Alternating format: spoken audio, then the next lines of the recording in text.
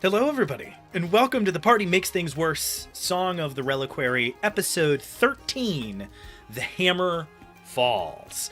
I'm very excited for us to kick things off here. It has been a hot minute. We had a couple of little interruptions, but here we are, back on the horse.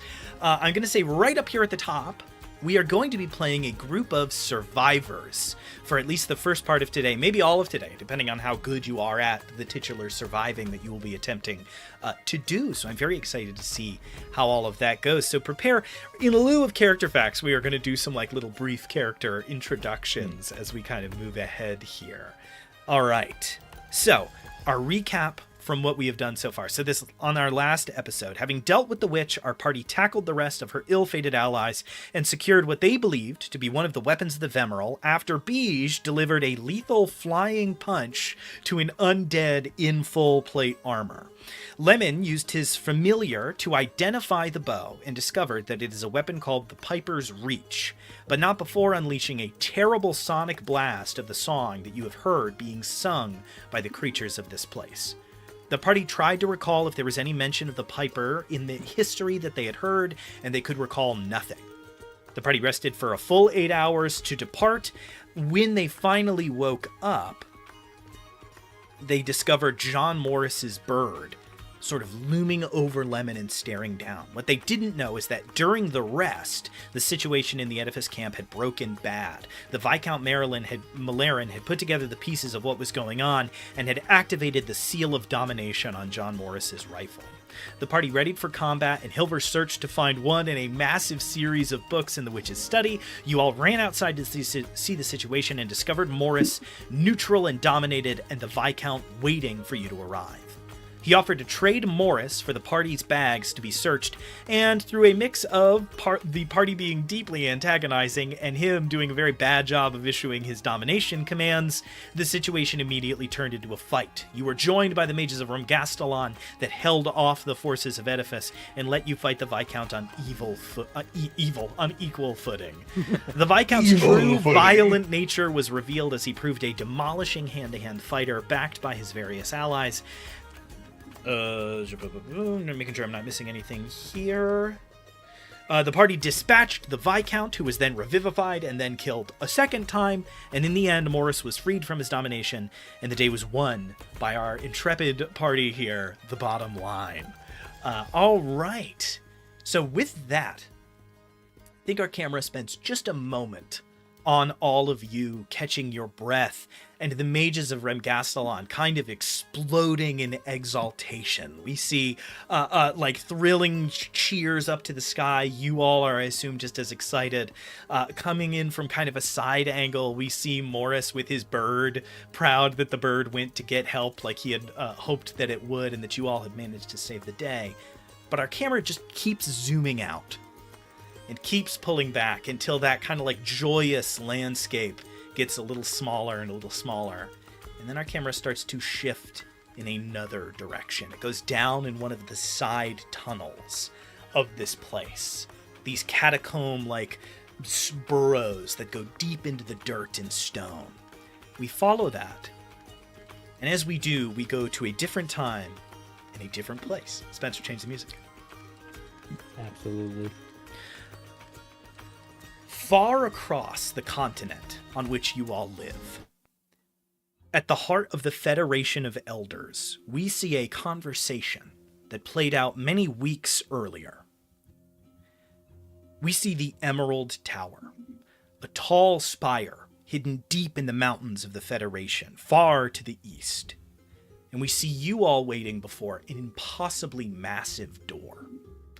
It stands dozens of feet taller than your heads, made for full-size dragons to be able to enter and exit, but a smaller set of doors is inlaid within those, suited for the servants of mortal bearing that may come through this place. And I will ask, who do we see sitting around in what is essentially a waiting room outside of the library of Umrath, the Great Green Serpent? Who would like to go first? You see a balding man The top of his head, his pate is fully bald, with long, stringy white hair slightly past his shoulders, sitting in large wizard's robes, bedecked in stars and moons, as per custom, who is sitting perfectly upright, stick straight, looking towards the door that he knows they're going to be entering through soon. He looks pretty solidly set up there, but if you look closer, you see his foot tapping, the head moving, fingers fidgeting, eyes wide, licking his dry lips. And that is Kurnow. One other small detail you notice is a ring he wears on his finger. It is of a noble house, but the sigil has been scored. So there's a scratch through it as he looks to the door over and over and over again. Nervously tapping his foot, we see Kurnow staring at the door, knowing that any moment it will open and he will be a part of this meeting with Umrath. Who else? Who's next? I guess leaning up against one of the walls is Micah, and he's got kind of like this. The main distinguishing feature for him is one of his temples has like this little swirly, like kind of purple, black, and blue, but also burnt like injury that looks like it might have come from some sort of nasty, like arcane encounter. And he's kind of like balancing his little buckler in one hand and kind of has his hand on like the hilt of a dagger on the other, like just kind of like leaning against there with like just like general like dirty trousers and shirt and stuff. So a little and bit hair more kind of relaxed. cut short. All right, cool. So we see Micah a little bit more relaxed, haircut, fidgeting a little bit. You have your buckler on, which means part of you is like, what kind of meeting is this going to be? Who's next? I'll go. All right.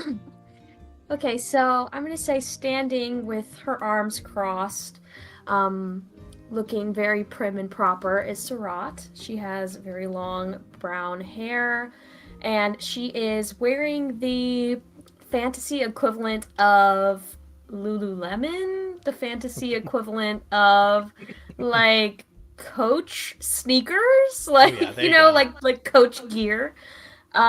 She is noble born and comes from a very prominent family. She's the only child, and has, supposedly been raised her whole life to do just something just like this. We see everything custom, leather cut to her specific size. None of this is cinched with ropes. She doesn't need to no belts are needed here. Everything's custom.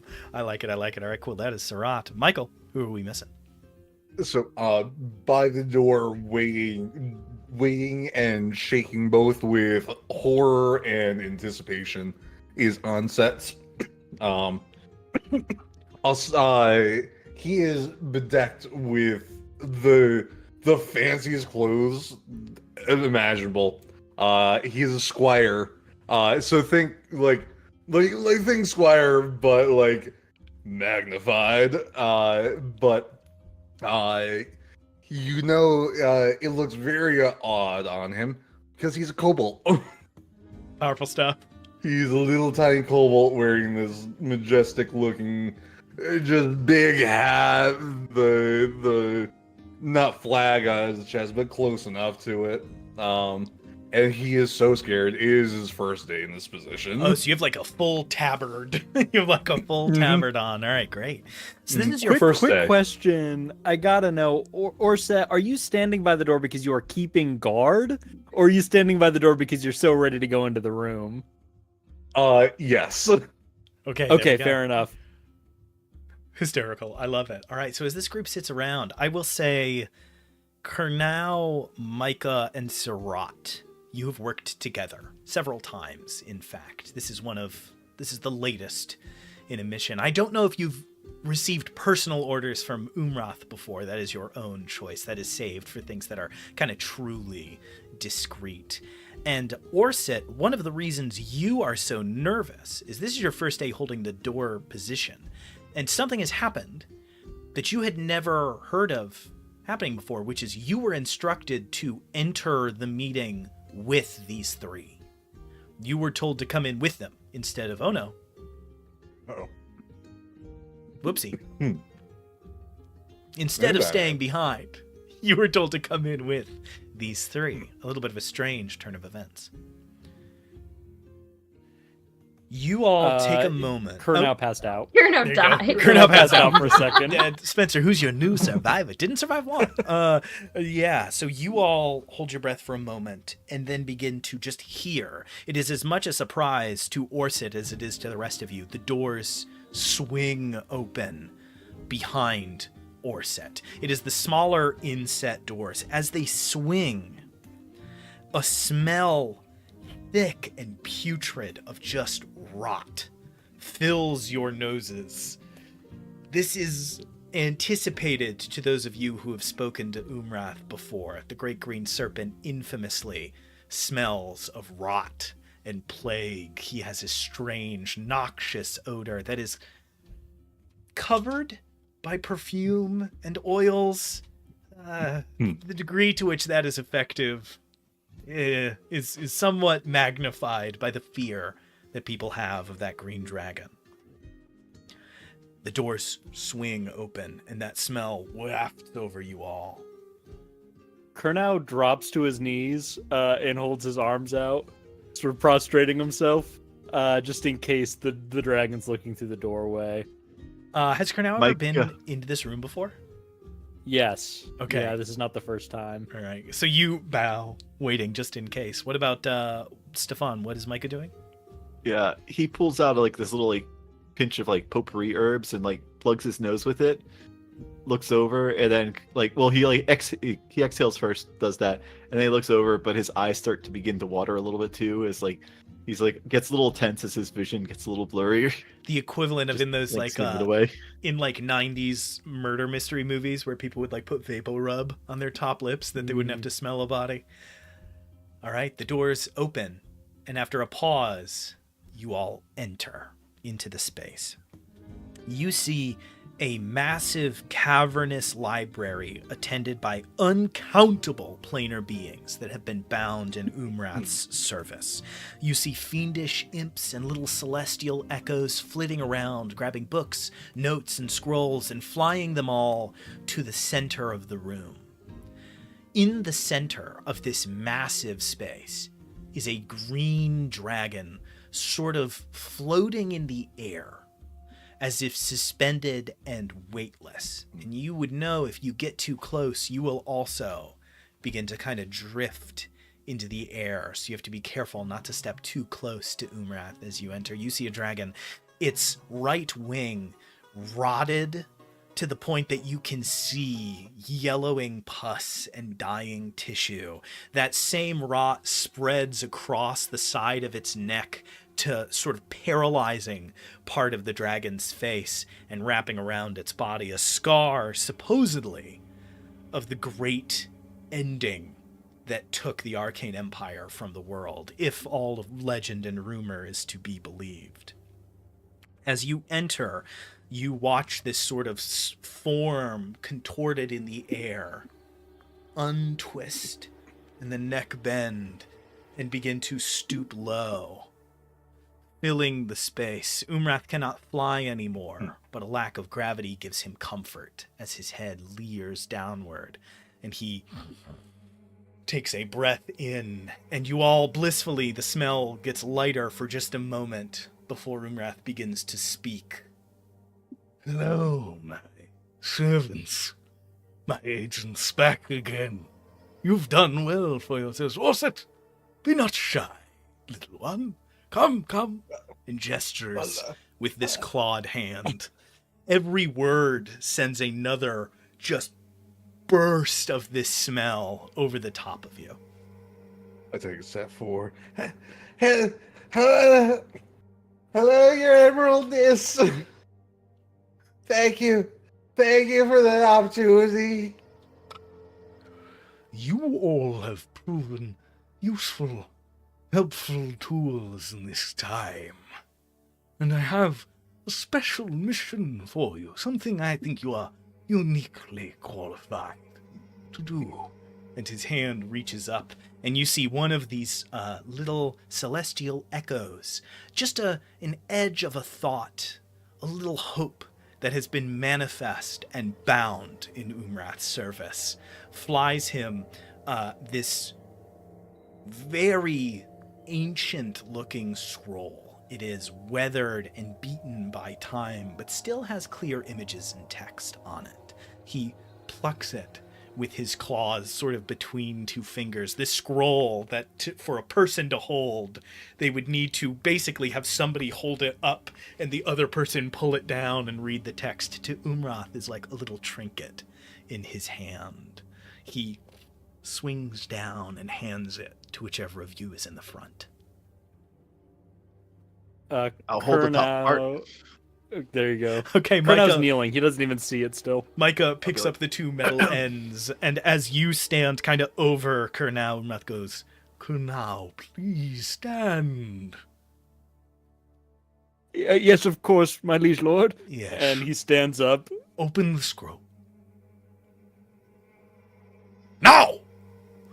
As Kurnau pulls it down, you see an image. This is like, you thought it would be like a full-length reading scroll, and instead it seems to be like an image, like a painting. And so it only goes for about 5 feet before it is down towards the ground, and it goes, This is something I need, something I seek.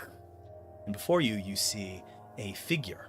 They are standing in this kind of relief painting. A incredibly massive hammer in their hands. It is a wooden mallet that they carry, with some stone-like texture to the head, like maybe it has been magically changed, or the wood actually gives way to some kind of petrified stone. They are in the image up on what seems to be an executioner's dais. But where a headsman's block would be in modern times, there is instead just a flat stone table. And you can see that somebody, there is a corpse laying on the stone, its head just gone, the neck a nothing. And he goes, The hammer in this image is a special treasure, something I need. And I would send you all out to go and get it. A simple mallet, your grace. It may seem so to untrained eyes, but it is otherwise. Know you the name Emerald? and anybody who would like to can make a history check.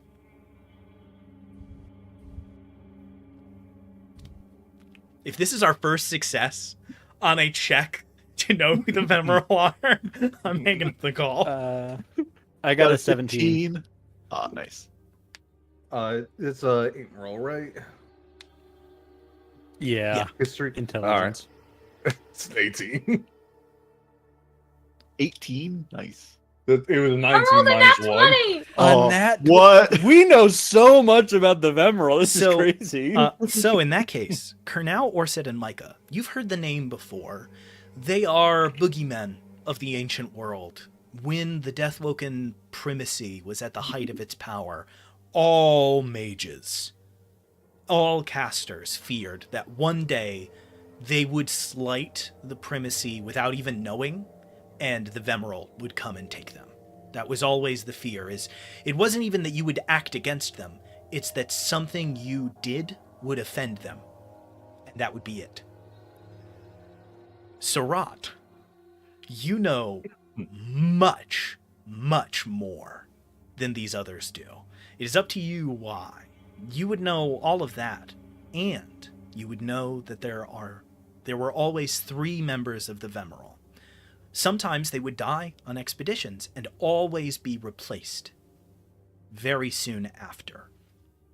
You know that one wields a bow and arrow, one a sword and shield, and one a hammer. And you know that the one who wielded the hammer was named Tagor Brightfall. And you know that no matter what face they wore, no matter who arrived, they always went by the name Tagor Brightfall. And they were always freakishly, supernaturally strong. their body contorted by an amount of muscle and might that seemed too much for a living soul to bear. So you know a lot, for some reason, about this pretty obscure historical figure. I'll say, yes, of course. It's Tagor's, obviously. One of you is truly learned. Good. My expectations rise with every bit of information. Now, perhaps you have something to learn from one of our newer members. Of course, Your Grace, of course. In 1 week's time, a grand caravan leaves Bastion, headed for the Reliquary, the home of the Vemeral in ages past. You will join them. You will go. You will bring this back to me. Do you have any questions? Of course not, Your Grace. We would never question, sir. Yes, and Orset, do me a favor. Anything your eminences? Go with them. Keep an eye on their progress. Report back to me. And he holds out his hand, and one of these impish fiends hands him a small stone that he reaches down, and you see these claws the size of ballista bolts reach down to Orset, who reaches up with small hands to take a sending stone. It is not too large in your hands, but though you are a kobold, so it does take two, you end up with this sort of stone. A whisper into it. Hey, they shall not leave my sight. And should you fail in your retrieval, do not return. Alright. You want to bow on this thing when we bring it back? You amuse me. Yes, a fine bow, in a good color, something green. And you turn and exit through the door that shuts behind you. And we snap to now. You all arrived at the same time as everybody else. And in fact, we have seen this group before. We see the four figures who, when our main characters arrived, they saw sneaking through the sand on the other side of the mages of Remgastelon. You all made your way here as fast as you possibly could and have been driven to purpose the entire time. You are not like these other adventurers who fumble around in the dark, wondering what they're looking for. You are here with a task. You wait now, deep in the belly of this place. You've been waiting for a moment that you inferred would arrive. You guessed that sometime soon the rising tensions between the agents of Edifice here and a strange adventuring group calling themselves the Bottom Line would reach a head. They had been kind of circling each other oddly, and you had heard whisperings through a few people, maybe an overheard conversation or two, that soon things would break.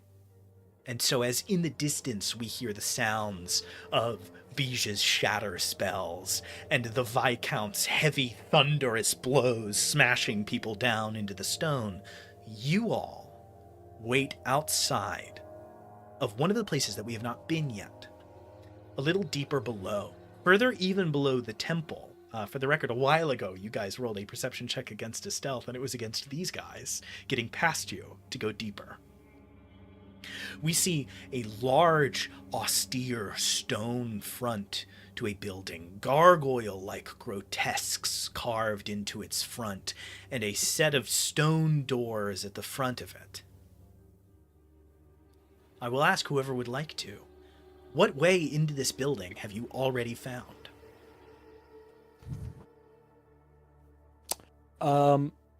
I think that Kurnow. Kurnow tried a lot of different magical methods of busting through and wasn't able to do anything, but realized that those like pockmark holes are the perfect size for Orset to fit through. And so asked if he would be so kind as to crawl through and then open from the other end, which he did do. So we join Orset. You are crawling ahead, your small kobold form giving you the advantage. You are moving pretty much just with your shoulders and forearms, sharp stones dragging against your scales. Thankfully, the thick kind of gambeson that you are wearing, this kind of padded outfit enhanced by chain, helps you shuffle ahead. You're looking around and realize that some of the small chipped stones look almost like the marks of hands dragging people ahead, as you've seen the creatures of this place. Yeah, I'm starting to cry as I see them. Orset, sniveling tears, as you finally Why? feel Why am I so small? you feel a dim breath of air turn into a full lung as you manage to get a little bit more air, and then finally you tumble into a dark space in front of you. As your feet hit the ground, you look around and you are in a tall, wide, circular room. The walls are covered in murals, paintings that feature a familiar figure, one very similar to the scroll you see, hammer in hand, high above their head. The figure who you know to be Tagore Brightfall. At his feet, crushed corpses. Visible and legible. You can tell if you sat here and searched long enough, you might even be able to figure out who they were. Their outfits are too specific to have been left to chance. On the other walls, you see one, a figure with bow and arrows surrounded by bodies with arrows through necks and faces and bodies. The other, with a sword and a shield. Duelist wounds litter the corpses around his feet. Ill-tempered attacks that were met by a quick cut to the throat or a slice through an arm. But before you is something more pressing. It is a large double set of stone doors that you need to open to let the others inside. I go to the... Now my sight, now my sight, now my sight. Not out of my sight, not out of my sight, not out of my sight. As you make your way up, you try to examine, I assume, the door. Make a perception or investigation check as you take a look on what you are seeing from this side.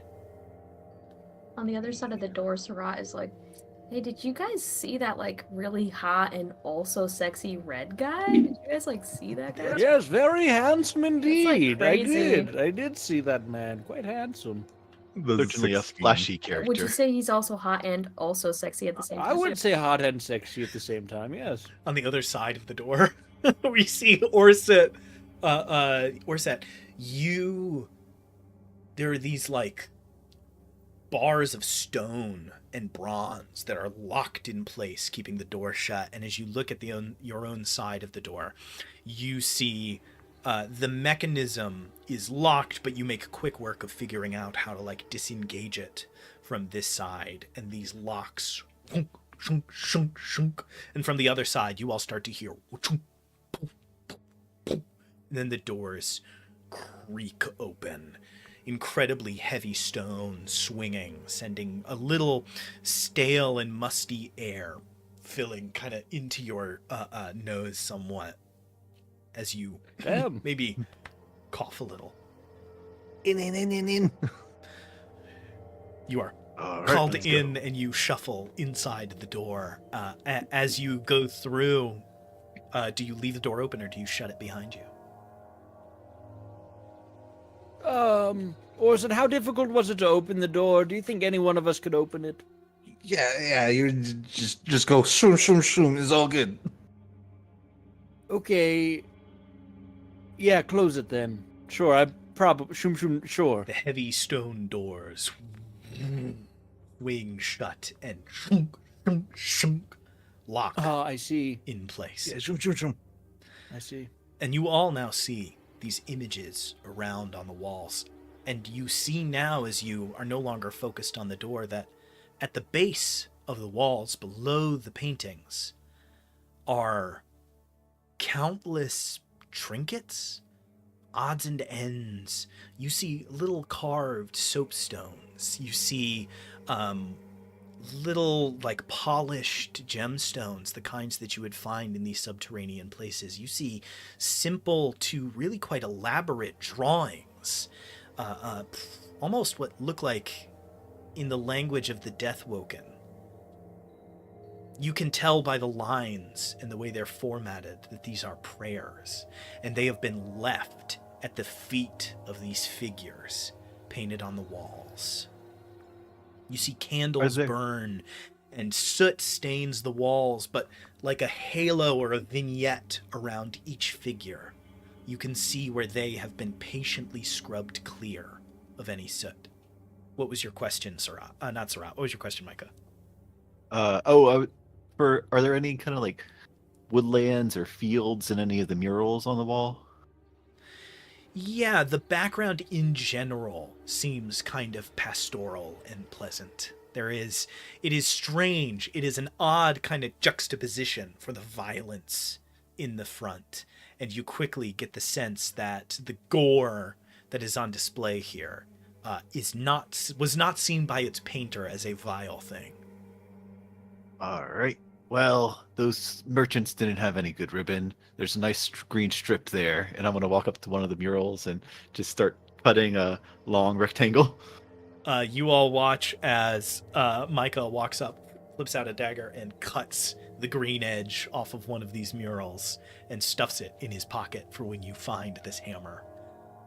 It's so strange that they treat these I suppose, lords like gods. It's just a title bequeathed upon them when they take up the blade or the bow or the hammer. Why the effigies? Why prayers? It doesn't quite make sense. Any idea, Sarat? Well, of course, yeah, I would know that. Yeah. Sarat, with your previous natural 20, the Vemeral weren't thought of in their time as divine. They were thought of as incredibly powerful, but they were like extreme celebrities. That's it. They weren't thought of as gods. So this really is very strange.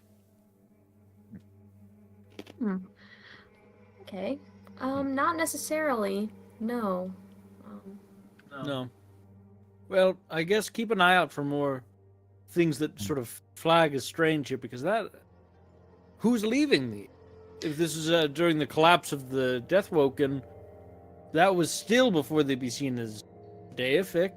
That's a modern thing. This has been sealed up forever. It doesn't make any sense. Kurnow, as your eyes cast through the items as you say that, you look and you see one of the things that is on offer. You see like a small plant, like one of the ones that something that you could find growing naturally, or maybe from the gardens up above that you saw.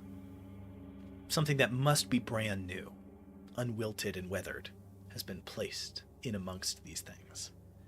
As you look further in that direction, you see that in the space between two of these murals, there is a hallway that widens and splits into two paths, one of which swings gently upwards, the other gently down. Fair warning, we are not the only sentient beings inside this particular section of the tomb, at least within the last few days here. That plan is still alive. So, voices hushed, eyes open. You think the abominations might be the things that deify them? I don't think the abominations are sentient. I mean, some of them may be. Things like that witch that was flying about. Something like that could do it. But it's not going to be the skeletons leaving prayers. It's not even going to be some of the more lowly stalker creatures. So something around the witch's level would be my guess. Two of Great. them? Boy. Yeah. Yeah. The path diverges ahead. Which way does the group go? Orset, lead the way. I trust your strength of arm here. And a kobold. Ray is always right. Yes. Precisely. All right, so which way are you going?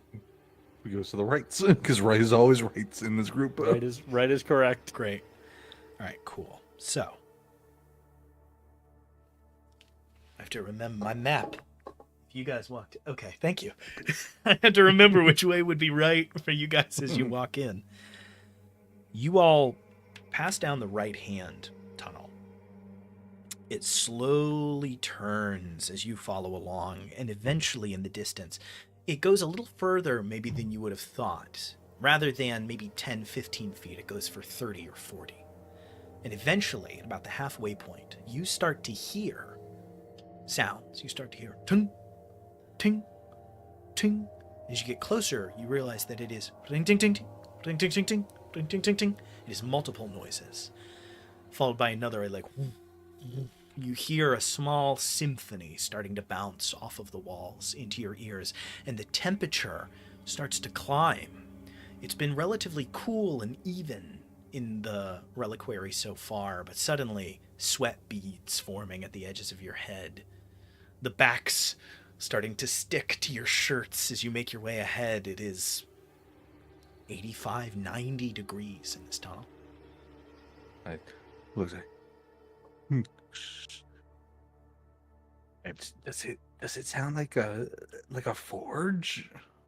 Sounds like a smithy to me. Bing! Perfect call. Yep, it sounds exactly like a smithy, like a forge running.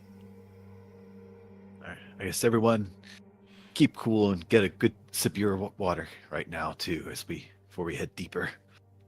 Your resident ranger, and so you all take little sips and continue on ahead. Who is leading? And I need a stealth check from them. I'll head ahead. Heard. Spencer, it's your dream. You're going to meet Jace. And I got a 21. A 21, fantastic.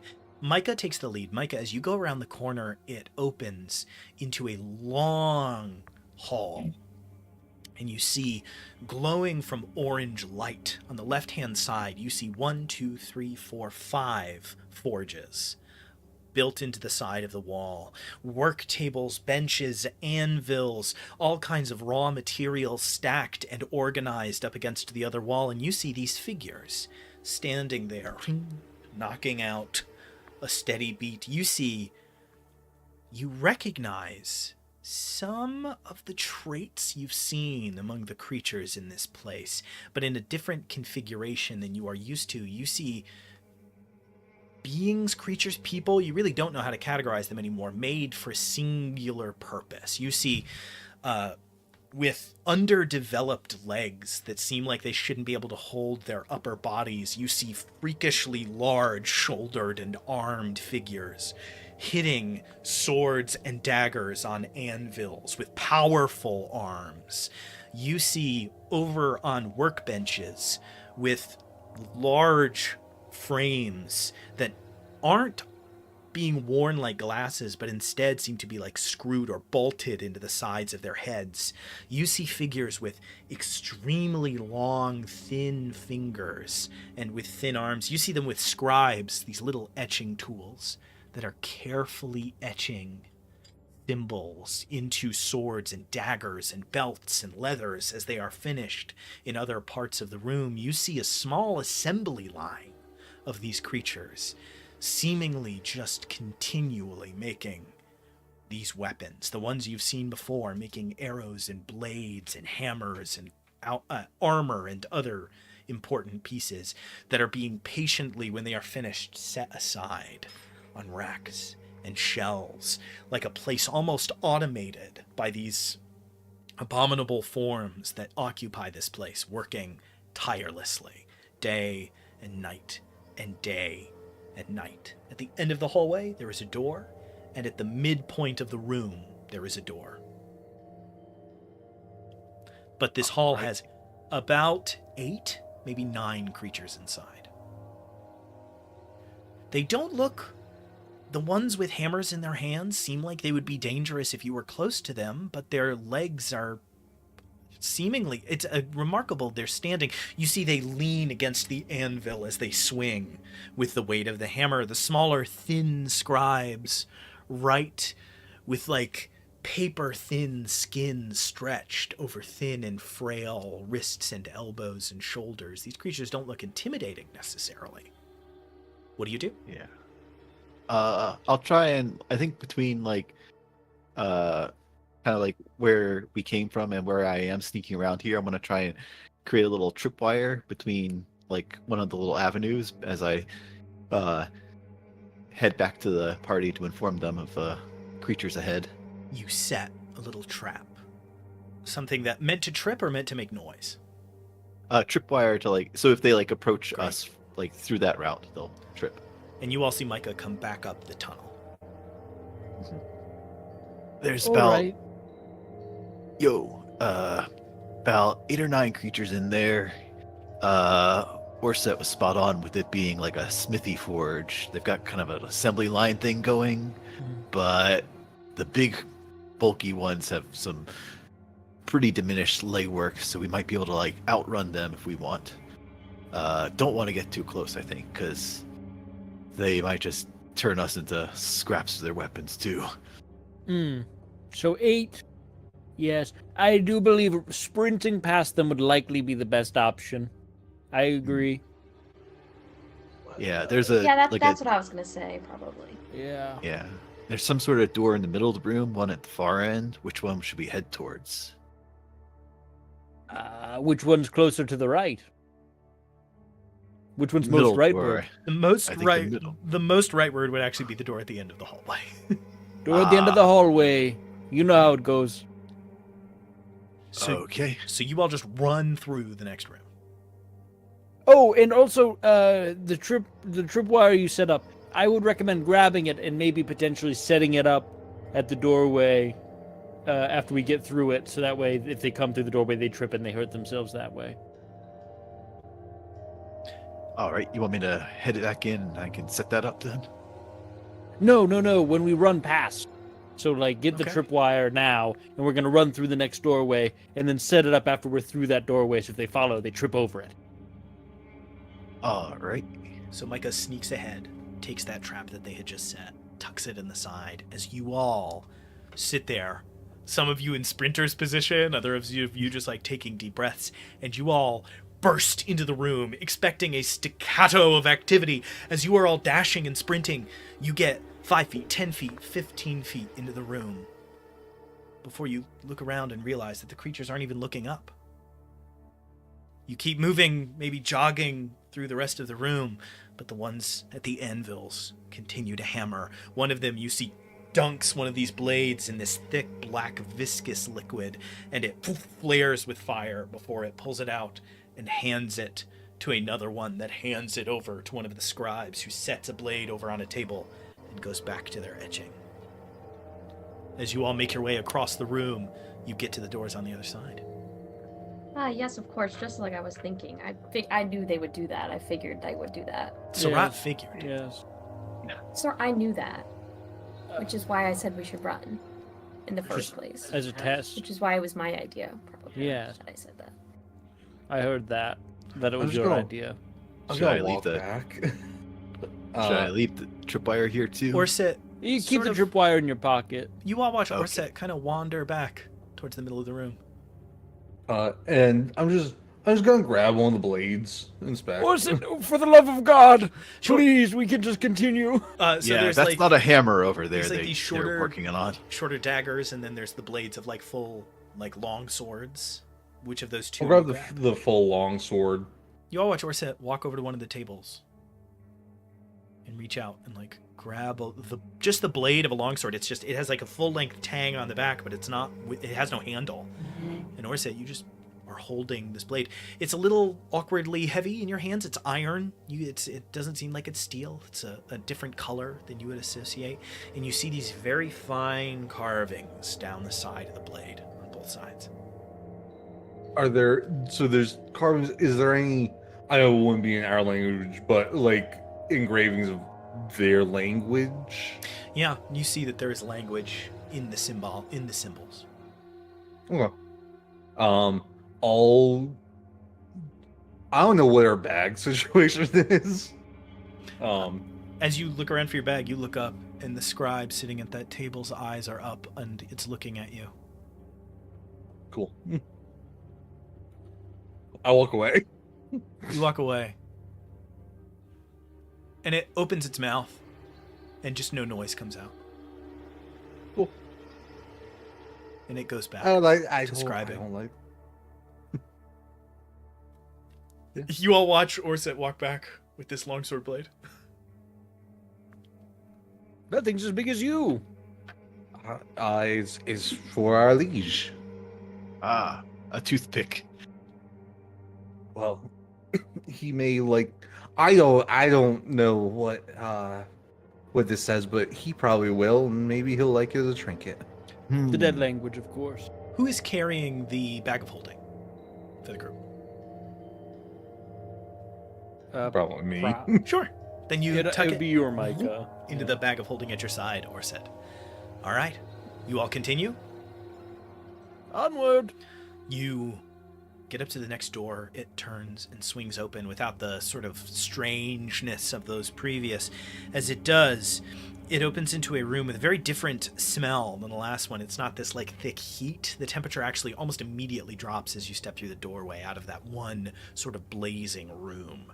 Instead, it is a thick, kind of acidic smell. As you make your way in, you quickly see why. You see, not working with sort of the rough-hewn iron of the room that you just left, you see a smaller workshop with a creature in the center. And if somebody is in the lead stealthing, I'm cool with sort of rolling that over. You see that this is a kind of octagonal room, maybe 20 feet from side to side, so really quite confined for what it is. And you see that there is a long work table at the center. And all around are shelves with jars covering various parts. You see little trinkets, odds, ends. You see tools, instruments, and items. You see all kinds of magical, reactive, what would you call them? I can't remember. Material components all around the walls. And sitting at the center, you see what might have once been a person, but where two sets of where just two arms would be, instead you see six. And where you are expecting to see shoulder, elbow, wrist, you see shoulder, elbow, elbow, elbow, wrist. Like limbs have been stitched together to make these long spider-like limbs. And working on the table, you see this beautiful, intricate piece of bronze. It is hard to see exactly what its overall shape would be. It's these like thin ribbons of metal connected to spikes that lead inward to more elaborate and solid pieces, and occasionally these long arms, without even looking, will just reach up and grab a jar, pull it down, and while it is still working, two of the arms will open the jar, take something out, and hand it to one of the front hands, and this creature just continues to work methodically, pulling items from corners of the room. What do you do? Quite busy in each of these places. Yes. I fear that I don't have a better plan than we run again. If we... I guess maybe around the edge, because it's got quite the long reach there. I look back out. Is there a doorway at the end of this hexagonal room, or is this a closed space? Straight across the way. Straight dead Another ahead. doorway. All right. Here's my plan. Pretty clear that this thing likes the components that they've got up tucked away in various locations. We run, and if it starts coming after one of us, the other ones start breaking its material components so that one can get away, and then vice versa until we're all through the doorway. So if one of us is being accosted, break the components, maybe distract it long enough that we can get through the door, and through the strength of our might, hold the door closed so it can't get through. It's about the best I can do. Sounds like a plan. You guys ready? Okay. Yes. And so you all do the same thing. You go for a dash, sprint through the room. Yeah. Around the Okay. side, I'm going. Yes. You all Yeah. break I go around the left. side, two to one side, two to the other. You run around the outside of the room. You see these hands continuing to work. This creature's head does lift up, blinking, and you see there is, rather than two sets of eyes, also kind of insectoid. You see there are two eyes, two more on its cheeks, two more higher up on its head, all looking humanoid. As it looks and sees you all run across, it continues to work, and then you see one hand reach out to the top of a shelf and grab a little tiny hammer, and it ding rings a bell. And you look up and see that right over its head is this silver bell. And it just ring as it is continuing to work. One of these hands is steadily ringing this silver bell. Do you do anything as you are running around the room? I'll grab a dagger and try and toss it at the bell.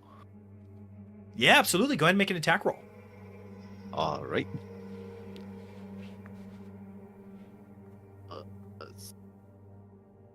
A flat 10. With a flat total 10, 10. you huck the dagger up, and it misses off to the right and sticks into the stone of the ceiling above. Rat, that thing's noisy. I use Ray of Frost, and I blast out a spear of frost into the bell, hoping to make it brittle enough Great. that when he hits it next, it shatters. That's awesome. Great. Yeah. Again, so make an attack roll, right? Or do I make a save for a bell? I think that this one, it's a spell attack, so that's me. All right, great. That is going to be...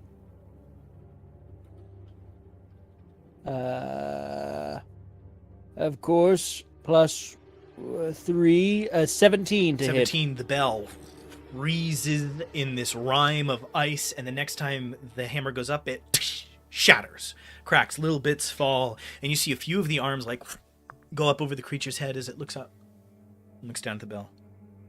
And you watch as it sets its various tools down, and it starts to pick up little pieces of the bell and set them on the table in front of it, like it is going to patiently reorganize. And then, It's like a vampire. from the doorway behind you, you hear...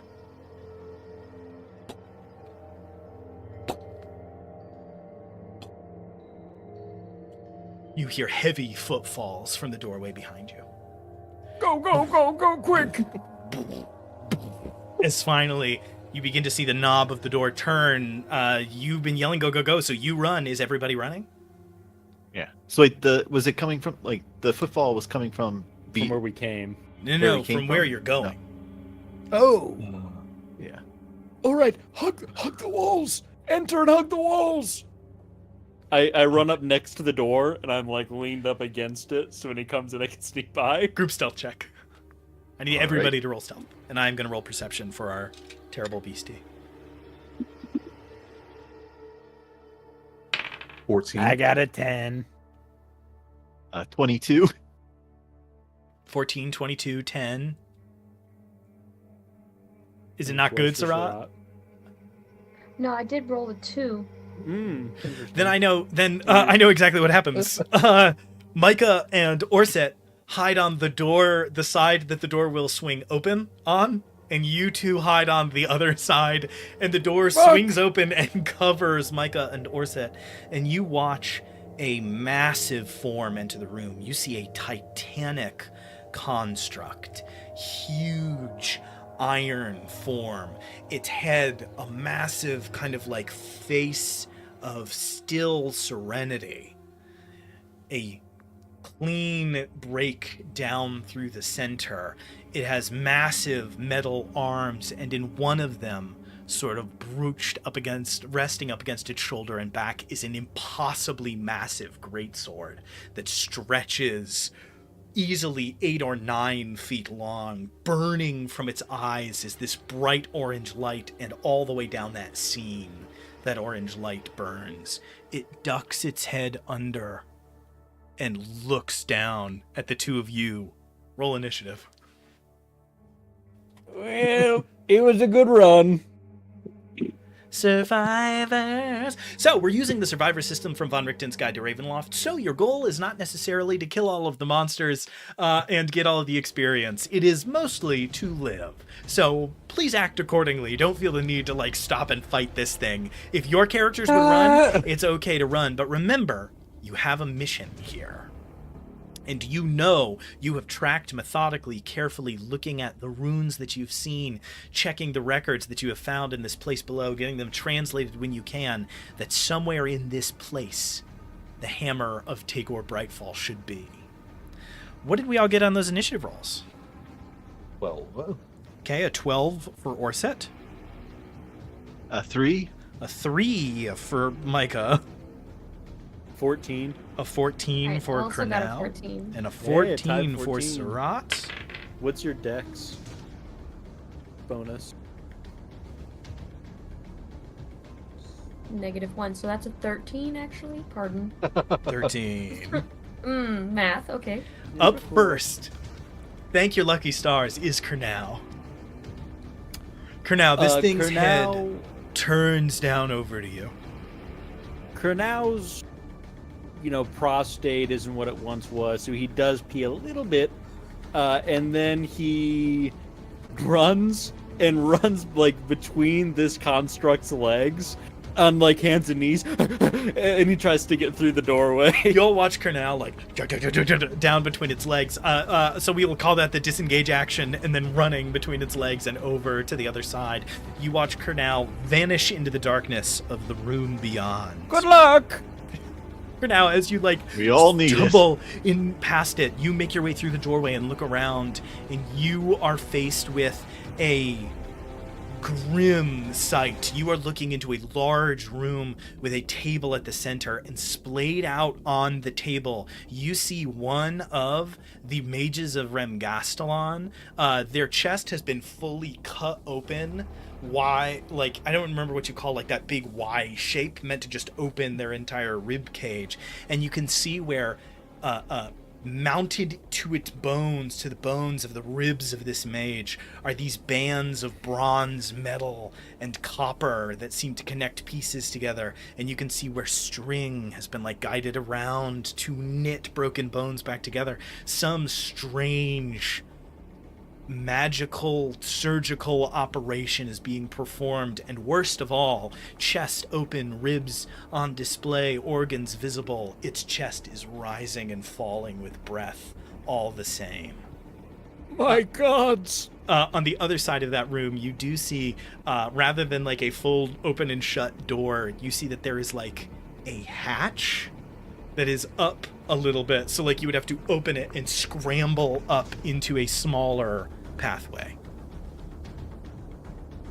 That's where he's heading next. Okay, Kernel takes all of his movement to cross the room, and I'll say you have enough movement to twist it and pull the door open. You don't have enough to get inside.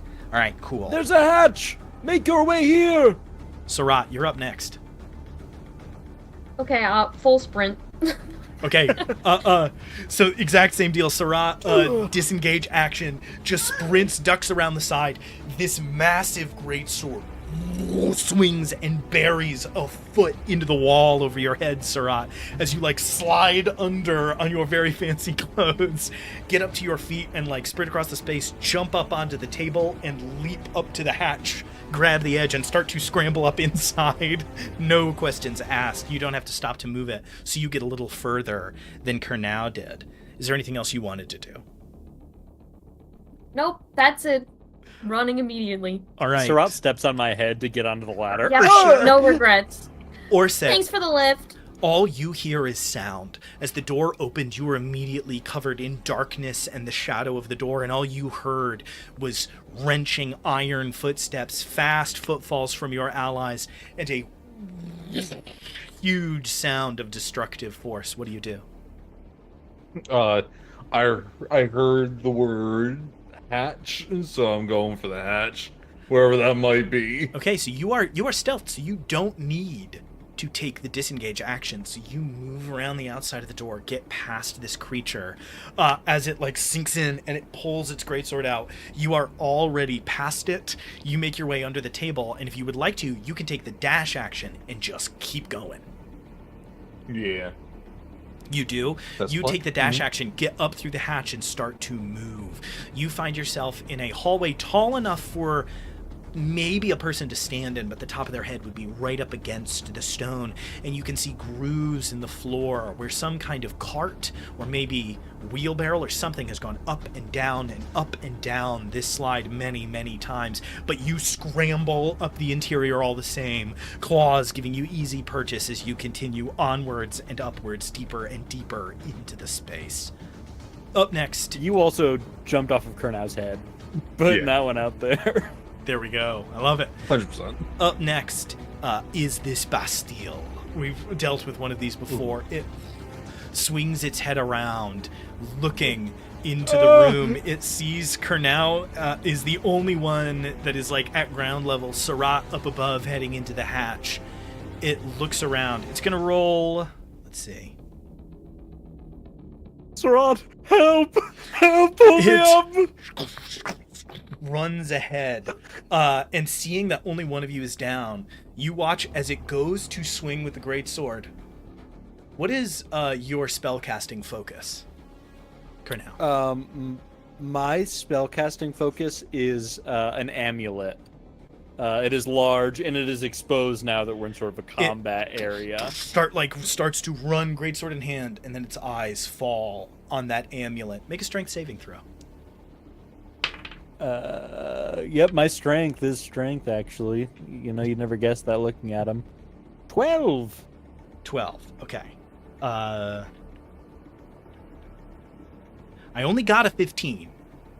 Can you do anything about that? I don't know. You're survivors. No. You want to know what I have? Firebolt and Burning Hands. Oh, yeah. That's it. Surratt, you are climbing up into the hatch, and you turn around just in time to see this thing just reach out, grab Kurnow around the neck, and pick him up in the air, and turn and start to walk out of the room, back upstairs.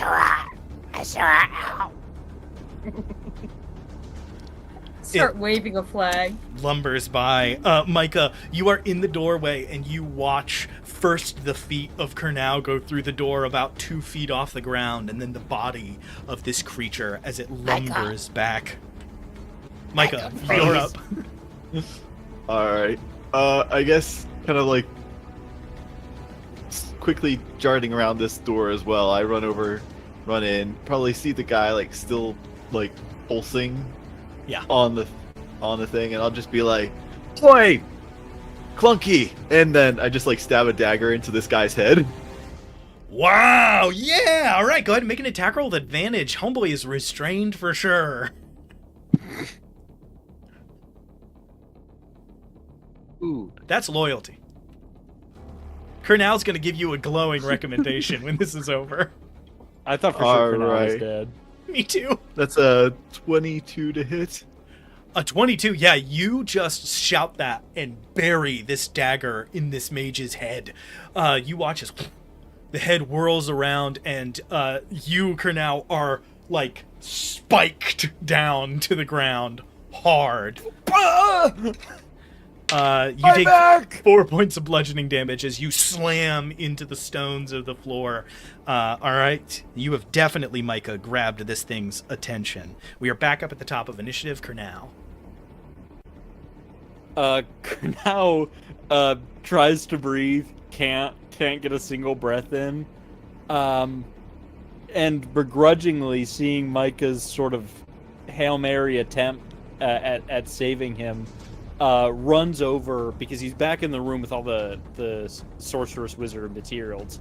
He grabs a bunch of vials of things that seem like they might like spread, and he just starts throwing them at the creature, hoping the spider creature goes after the construct to grab the materials off of him. Yeah, make an Arcana check. Let's see if you can find some real juicy stuff here. This place is massive, full of reagents. Natural 20, 23. Natural 20. What do you want? You find the 3 things exactly that you need. What do they do? As you like open a jar, mix it, pour something in, and toss it across the space. What does it do? So what I mixed together was essentially a pretty cheap item. It's a glue of sorts, an alchemical glue. And on top of that was gold dust that was fractured down gold mixed with fractured diamonds. And throwing that on something like the Count from Sesame Street or this spider creature would be able to pluck each one off individually, and would likely want to do so because of how rare the material is. So it sticks to him, and is just sitting there to be grabbed at. So you're grabbing jars, and then you look up and see this, like, impossibly expensive mix. It's the saffron of the magical world. It's this, like, thin powder that is high up on the shelf. You see the creature is just going to reach for it, and you literally, like, climb up the shelf, grab it, mix it, and throw it. As it shatters across the back of the Bastille, it is covered in glue and glittering, shining, light sort of filled stuff. As it is, you watch immediately as the creature's eyes snap forward, and you see these like 8 limbs suddenly like skitter across the space and climb up on top of the Bastille, trying to like grab gold and silver and diamond off of it, trying to recollect these items. The Bastille like trying to push its head off as it is like one of its hands going like down between the crevices, trying to find spots where it might have gone in between. These creatures are now entangled and wrestling one another for control. What do you do with your movement? I run back into the room with the guy with his ribs open. Okay, you run back into the room past them, and you are also now up in the mouth of this hatch, climbed up just a little bit over the edge. All right, up next, Sarat. You watch all of that play out behind you, and you see that spider-looking humanoid creature leap into action. What do you do? I wonder if I could set the potions on fire, maybe? With the nat 20 that he rolled, I will say, Sarat, you look at the glue he threw, and you just, like, squint, and we're looking through Sarat's vision. You squint a little, and we see little waves coming up off it. Some, like, gas is coming off it as it dries, and you know it's flammable. With a nat 20, it's got to be flammable. The gold dust mixed with that glue, it's flammable. Of course. Not just flammable, it's combustible. It's it will cause a great explosion. Okay, What do you do? great. I will... Oh, is anybody, like, over there? Or can you guys... No? Okay. We're all past it. All right, good. I was Micah's gonna over scream. there. Oh, okay. Micah, get out of the way! So do you, like, hold your action to do something? Or I'm Yeah. over at the. Oh, wait. I'm at he's at the table, and this the thing was mage, in right? the Okay. the doorway. Oh, Wait. sure. Okay. Okay. We're Then playing a I little fuzzy will- in the space. I visualize them a little closer. If you saw them a little farther, that's fine with me. Yeah, so we'll say Micah does have the space. We'll say Micah looks a little panicked that you are about to do this, but you know that Micah will be fine. Might not have all their eyebrows, but they'll live. It's fine. I would like to cast Sacred Flame, please. Sacred Flame, absolutely. You just call down this, no save needed. This fire just out of the sky, lancing down into this creature, and it ignites. It catches all of that adhesive on fire. It starts to burn all of that gas, and then you see the spider-like creature that handles all of these dangerous reagents all day for who knows how long.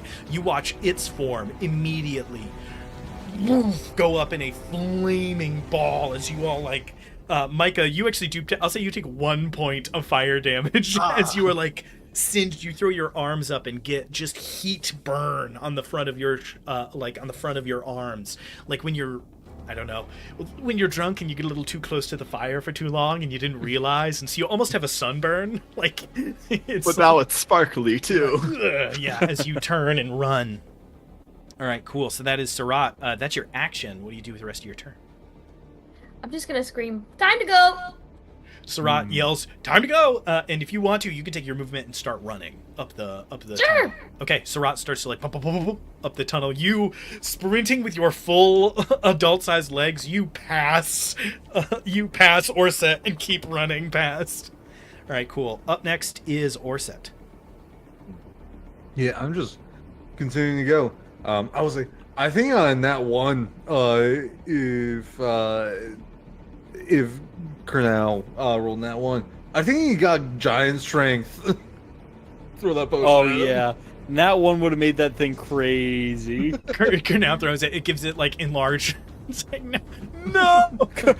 And that one, Kurnow throws it. It just lands on himself because he's an old man with no pitching experience. Simply too good. Simply too good. All right, Orset, what do you do? But yeah, how far down this corridor are we? Like, it does just keep on going. You got about 20 feet down. If you continue if you just take your movement to run, it goes for about another 10 feet. It seems to have been about 30 feet, and you come to another of those doorways. Okay. I do that and open. Great part of your movement now. Thank you to 2024 D&D. You run up, swing open this hatch, throw it open, and drop down into another room. You look around and you see that you are in a chamber full of an impossible number of weapons, of arms and armor. We all, as players, would recognize what this room must be. You look around and you see daggers and swords and bows and arrows filling the walls. You see that there are racks upon racks upon racks of weapons, each of them a thin line of runes glowing. We would all know that this seems to be the room that those weapons return to when they are dropped outside of this place. This seems to be the room that they all go back to. So you walk in, and as far as you're concerned, you just like tumble down around the other side and look around, and you see the racks are full of these weapons, and there is just more and more and more stacked on the ground in neat piles, stacked on tables, stacked on top of those stacks. This room should be an armory for what looks to be maybe like 100 to 150 armed people. There are enough arms in this place for hundreds, 1,000, maybe more, to be able to take up arms here. Like whatever this place is has just not stopped producing in all of this time. Scary. I'm just going. I know I've already. I haven't done an action yet. My action. I'm just looking if there's like a pedestal or something higher or something like that. I'm looking for the hammer. See if it's here. Yeah, make a perception check.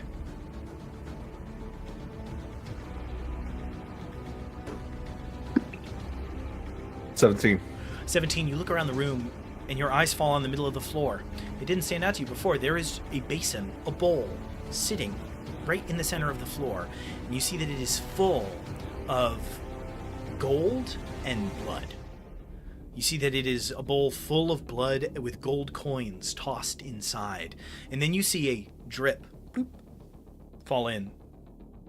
And you look up and you see that hanging from the ceiling, suspended, you see a hammer hanging down as if chained to the top, and you can see that the end of it is that wooden maul that you saw. A long handle, thick and sturdy, gives way to a wooden maul's head. The top split so that it doesn't fall off, and the end, sure enough, seems to go from wood to stone, like it is petrified at the end, and slowly dripping off of the stone, little droplets of blood, one at a time, falling down into the bowl.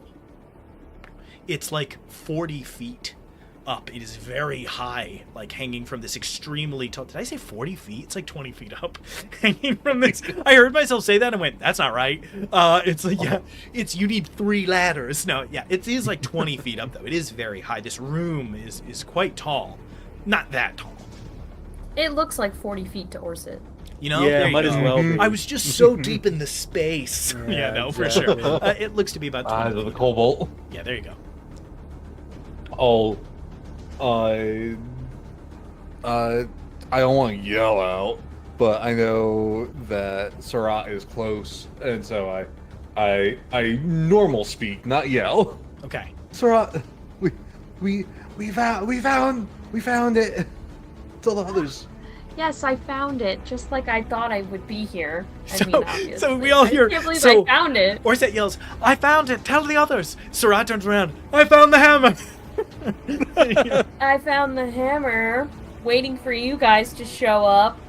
Well done, Sarat. Well done. Orset, that was your movement. You do still have your action. I look. I can't do anything. Okay. My action is coming up with the plan of if somebody can shoot it down, I can hold the bag open and catch it. There you go. I will say one thing. Bear in mind, your characters would not know that it would be bad to touch it. Okay. To you, it is that you were told to go retrieve the hammer. You were not given Gotcha. that level of I information. do not do that then. I thought that was knowledge. No. I do not. Would I maybe know not to touch it? This should be an extremely telling statement. With a natural 20 on a history check, no. Oh no. Instead, then no. I'm just looking at the gold coins. Yeah.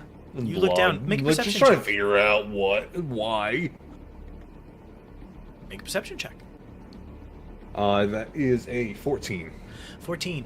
Some are extremely old. Some are truly ancient. You see old Lophyllum coins. You see some that would have belonged to the Arcane Empire. You see some that would have belonged long ago when the Plylordians were still called the Commoners. And then you see some that are new. Some that are brand new. They are marked with the modern signs of the Federation, of the technocracy. You get the sense that some of them are trophies, probably, from newer editions. That's weird. Certainly. That's it. Okay. Where's my pencil? There it is. Surat, grab it! Let's get out of here! All right, the Bastille is going to roll a opposed check against our spidery friend here. If only I knew somebody with flying shoes. only. It would come in so handy here. Dang it. So remarkably, the spider-like creature succeeds. I rolled a 6 on the die for the Bastille, a 17 on the die for the spider-like creature. So as the Bastille, you see it like reaches up, grabs one of the arms, yanks forward, and just tears the arm off, and the creature just continues to burrow and grasp and is starting to get... It's the glue. You see it has like... Already with incredible, terrifying alacrity and speed, it already has like a third of that agent back into the jar, mixed in with some glue for sure. It's going to have some more TLC to take care of, but that is, for the record, for you all trying to survive, maybe the most important role of the entire day. All right, cool. Kurnow, being like at the lip of this ladder, is looking at this and is like, guys, we don't have much time before the two creatures are no longer interlocked. We must grab the item quickly and go. All right, Micah, what are you doing? All right, I guess kind of bracing my semi-burnt hand, pulling the dagger out of the eye of this mage, and running up to follow the rest of them. Micah turns, runs, climbs up that ladder, that few little ladder rung step, and then keeps running after everybody else. Micah, it's 5 feet up. You take the rest of your 25 feet, and you can see into the room that Orset is in, and you can maybe see the handle of the hammer swinging down below. The only thing he misses is that Kurnow, the only one who can still look into the room, you look, and as he tears the dagger out of the head of that mage and keeps going, that mage's chest is still rising and falling. Yeah. All right, so that is just your movement, Micah. What else do you want to do? I guess I will dash into the room and try and look around. It's I heard the hammer's in here. Where'd it go? Action dash then. You drop it. You see the same thing. Is there anything else you're looking for that's different from what Orset was looking for? Maybe another way out of this place. Oh, you do see that there is a heavy vault door that seems to lead out of the room. You are on this side. You can see that there does seem to be a very large and intimidating looking lock on it. All right, I will go over there and maybe get ready to start picking the lock then. You for my next turn. You all watch Micah run, slide into the room, reach into the bag, take out their thieves' tools, and starts tick tick tick tick tick tick working on the lock that'll take you into the next room, and we'll make that check soon. Kurnow, you are up. Kurnow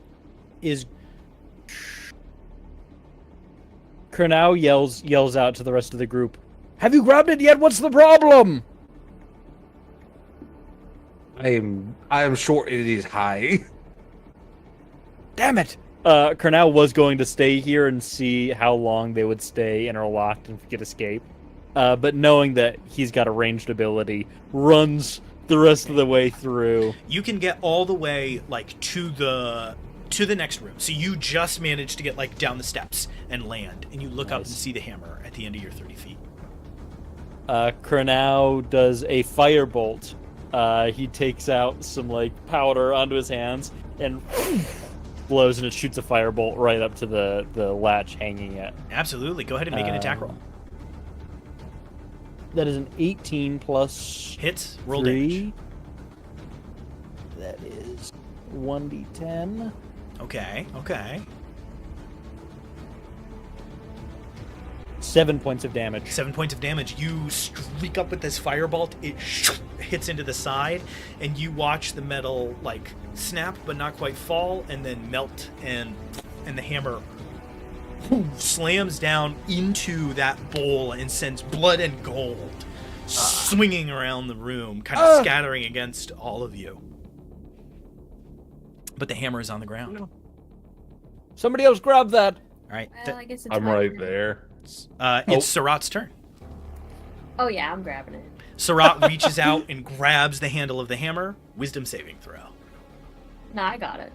I mean, honestly, out of all of us, wisdom's the best for you. Oh heck yeah. That is a dirty 21. Dirty actually. 21. 21. You reach out, touch it, and you feel your hand somehow manages to stay closed around it despite the terrible fire that seems to be coursing through the veins of that arm. Your hand grabs harder when you try to release. Make a Constitution saving throw.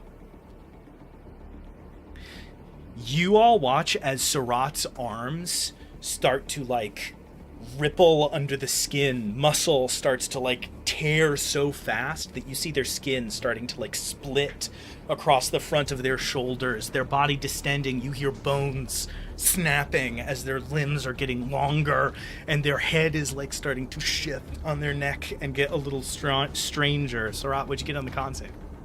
That must be heavy. Will you help? I did get a 4. Great. I did. Is this a case where I could do a desperate scream? What does Desperate Scream do? Desperate scream is where when you're making a saving throw, I scream because I have the will to live, and then I get advantage. Yeah, it does. And you hear this like Incredible. Sarat yells, screams into the air. Sarat, make that save. Oh my god. The funniest thing in the world might happen if you succeed on the next save after this one. It's a 14. A 14 is enough. You manage to not take an Yeah, immense let's amount of force go. damage. You watch Sarat's arms. Am I just strong now? Sarat, your strength is currently a 26. As your Let's muscles freaking go! well, and you feel this We've like got our all way of a sudden out. just adrenaline, Sarat, is just pumping through your chest into your brain. Now make a wisdom saving throw. And this is kind of for all the bananas. This is pretty important.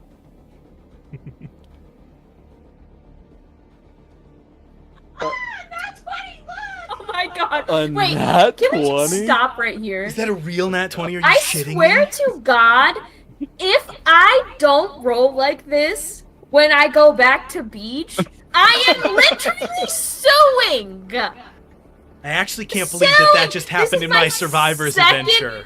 This is my second nat 20 today.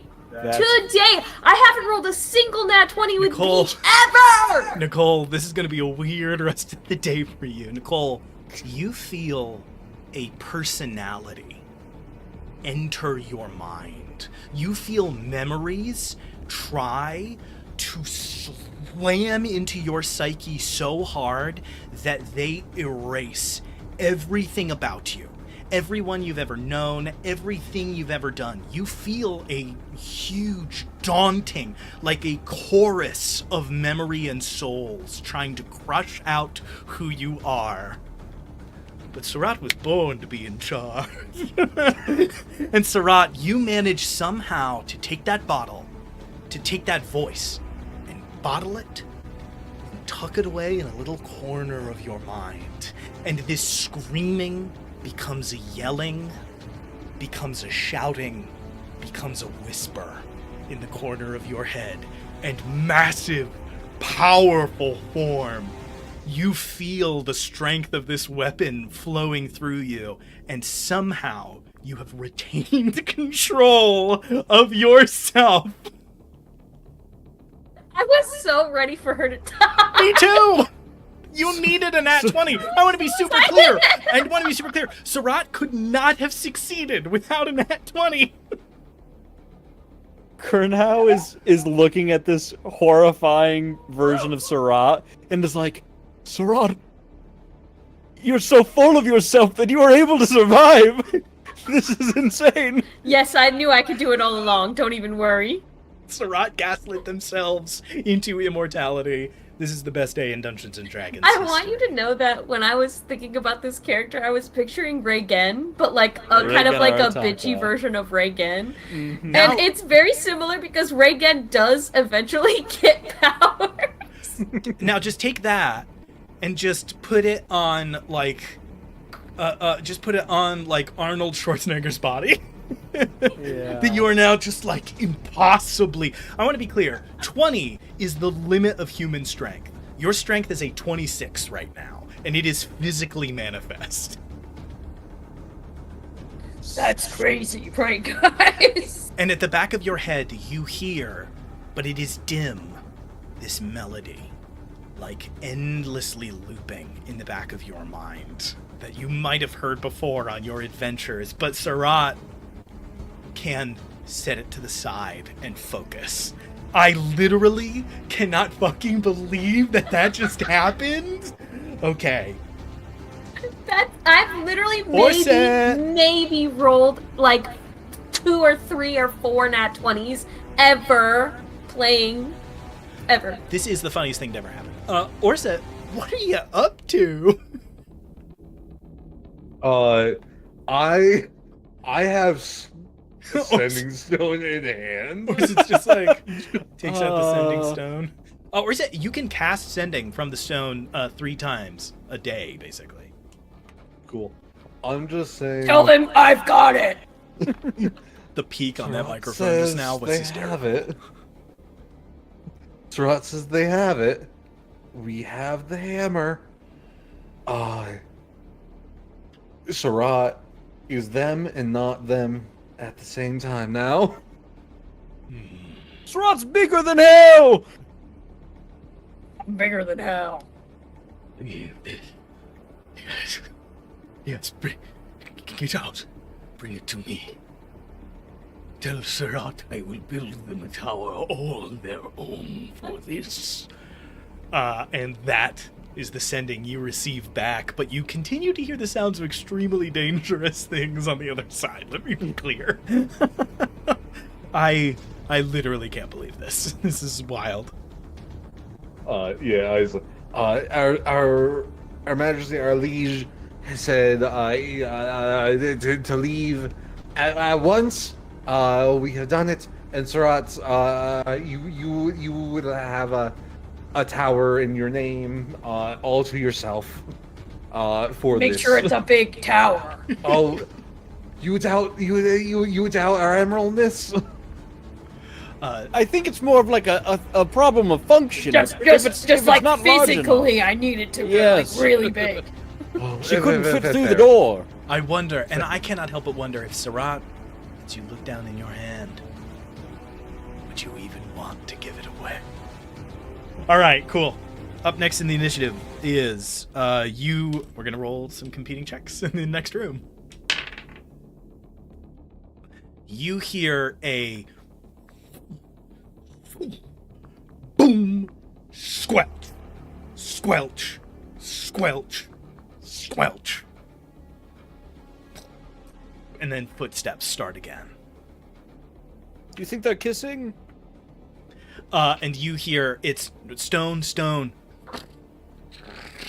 and you hear dragging. And as you look behind, you see at the end of the tunnel, pulling itself forward, that Bastille continuing to pursue you down through the pathway. Micah, hurry! Michael, you're Anything up. slow it down? I'm trying here. And I Can you will. slow it down? Gwenaro looks at his hands like, not really. No. I can do it. Is it sleight of hand for the check to pick it? Yeah, All right. I believe. A dirty 20? A dirty 20, you click, swing the door open, and it swings open. You are looking into another room. This one you see is very well lit. Almost the entire ceiling seems to be giving like a steady like sunlight down into the center of the room, and you can see that out on tables. Again, you're in clearly some kind of like manufacturing and production and research place. You see that out on tables are weapons, armor, magical like robes and things from the groups you have seen. You see robes of Remgastelon, magic focuses. You see trinkets of Edifice. You see one of the pistols that is wielded by agents of Edifice fully disassembled on a table in a like exploded view. You see runes that have been like taken rubbings of, have been set to the side, and you see where weapons have had their enchantments broken to study how they function. And you see some of the iron weapons that the creatures use to the side, some of them glowing with runes that you know are distinctly modern.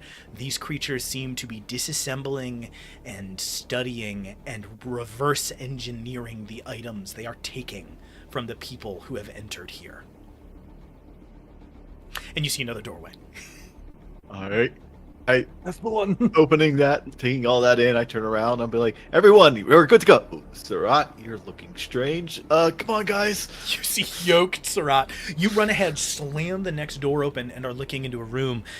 As you do, you look up and see, tilting its head to the side, you see one of the hunters. These like slightly advanced versions of the stalkers that our other group has encountered. One of these hunters, longbows on its back, short sword at its side, sees you and shing, draws the short sword, and I'm gonna roll initiative for it. Oh boy, we got another creature in here. Weirdly, I've rolled an incredible initiative. And oh no, wait, in this moment that is extremely bad. Okay, never mind. Okay. There was a chance that it was going to be good. I realized I had the initiative a little tossed in my head. My bad. All right. Yeah, so I guess I keep on running into this place, and I do like a little like zigzag as I approach it to like throw it off and use my bonus action to disengage to get around it. Okay, you disengage, whip around it to the other side. Yeah, and is there another door that way? There is, but I don't think you can fully cross to there, get through the door, and get into a new room. No, all right. Well, I guess I'll end as far as I can that way. Okay. At the top of initiative, it is immediately this creature's turn, and it pulls an arrow and fires it at Micah. It fires two. Now, does it have disadvantage because he's right up in its business? I will ask, Micah, knowing that you couldn't get far away, would you have stayed up close? Like, close enough to, like, within... Because you would have to have stayed within 5 feet. So you'd have to be very close to the creature. Would you think... Do you think that Micah would stop, thinking it would have disadvantage if it tried to shoot at you with a bow? Or do you think Micah would just get as far as he could? I probably would have tried to get to, like, some, like, partial cover with, like, all the armaments and stuff in the room. Oh, so Micah uses their movement to, like, flip a table and get half cover? Okay. Yeah. Okay, so add 2 to your AC. Good, okay. And we're gonna roll these. Yeah, you have a whole table to hide behind. You're survivors, let's be fair. That would be 3/4 cover. I'm not gonna be a jerk. I'm like, okay. But I want to kill somebody. That would be 3/4 cover. So that's a +5, not a +2. Listen, I tried my best. You did. Hey, I'm really happy about that. You really put your all in, and you were rewarded. The dice gods said, "Hell yeah, commitment." That's what happens when you don't metagame. Oh my god. Sorry, buddy. 19 and a 21. Oh. Yeah, that hit. Those both They hit. both... Really? I have a 13 really good plus for 5 him. for 18 My survivor actually AC. has 20 AC. You know what? I just imagine Micah, these arrows coming through the table that I put up, just like into my arm or something. You take 11 points of piercing damage. Are you alive? 1 hit point left. You see Micah flips this table, and you guys can see through the doorway, puts his back to it, looks to you all, nods, and then you see an arrow just come out through his shoulder, through the table, and another through his stomach as he, like, reaches down and grabs at that. You, Micah, like, snap the heads off the arrows and, like, pull yourself off and fall down immediately in horrible pain. Damn. You know, Lady Luck, she gives and she takes. All right, up next is Kernal. Kernal owes his life to Micah. He sees him get impaled by these two, and he takes a few deep breaths, hikes up his wizard's robes, and sprints through the doorway. He casts... You gird your loins, Burning you do the whole, like, hands. flip and tie. He casts Burning Hands as he leaps at the face of this creature, trying to obscure its vision. Yeah, absolutely. And burn at the same time. All right, so that's a save from me, right? Yes. Dex, right? Dex save. Yeah, got it. DC 11, not very high. 2 on the die. Ew. It fails. And that's 3d6, which is pretty substantial. That is pretty substantial. Let me find this bad boy's statarinos. I forgot to pull them up, which is not good. 9 points of damage. Nice. All right, cool. Let me find 9 points of damage. Okay, this like fire burns across the top of this thing, sending it like kind of leaning backwards, snarling. As that fire kind of takes up its field of vision and burns away at its flesh. And then I do grab onto its head. Okay, cool. Do you want to Covering with make? my body. Do you have proficiency in like acrobatics or athletics? No, only Arcana and History. I What's fear. your? Do you have a plus to either strength or dexterity? No, I've got a -1 to strength. Okay, I'm gonna And roll a 0 to So dex. roll. Go ahead and roll an acrobatics check. I'll roll a save, and we'll just see what happens. 12. 12. You want to roll again? Now, would he have a minus anything because there's flames on his eyeballs? I'll give him. How about this? I'll give him a DC 15 con save. We're survivors. deal. Let's play a little loose here. We're having fun. Yeah. 2. I'll say he gets -1, and you manage to like grab like the entire top of his head, and you have it just like wrestled. He's like trying to swing up, and like so you're just getting whacked with the back of a bow, but not hard enough to deal a point of damage. My debt is paid, Micah. Do not forget this. All right, Sarat. What do you do? So, like, can I use the big hammer? Yeah. Or wow, okay. I just would like to do that. I think that would be really fun. Okay. Um, I'm not gonna worry too much about getting the entire breakdown to you of how the weapon, it has sort of several magical functions. We're gonna just sort of stick to those that are the most essential. I just hit Big really hit. hard. It one shots everything. With this hammer, you have a +14 to hit, and you do 1d12 plus 6 bludgeoning damage. Okay. Pretty good. That's all right. That's fine. You might get him on this So one. here's the question, though. So you've got this hammer. So through that hatch, you know that large creature, the construct, is chasing you. You don't necessarily... Everybody is out of the room at this point, except for Orset. So you don't necessarily need to stop and do that. Up ahead of I guess- you, this creature is blocking your way out of here to safety. But it is basically it took a small amount of damage from the valiant effort of our friends. But it is currently is grappled and blinded because it is an entire adult man wrapped around its head. What do you want to do?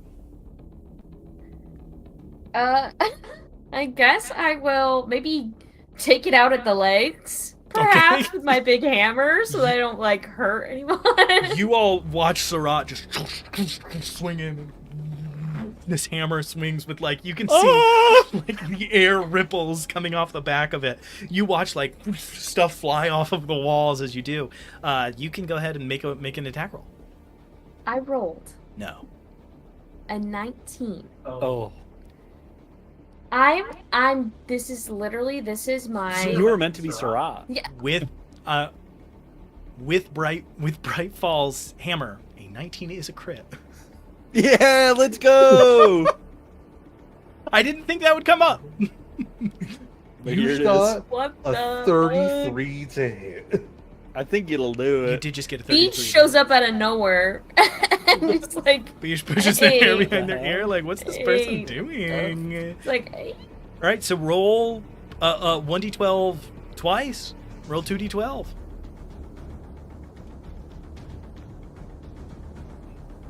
And I thought that I kind of went 13 crazy with my burning hands, 9 damage. What was it?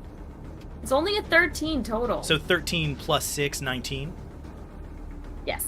13 plus 6, 19. This massive hammer just wham, slams into the legs, and this creature slips and is knocked prone as all of its weight falls down. You, Karnau, are kind of like jostled on the ground as you fall as well, and you see the huge form of Surat, massive maul in hand, has just knocked this thing down to the ground.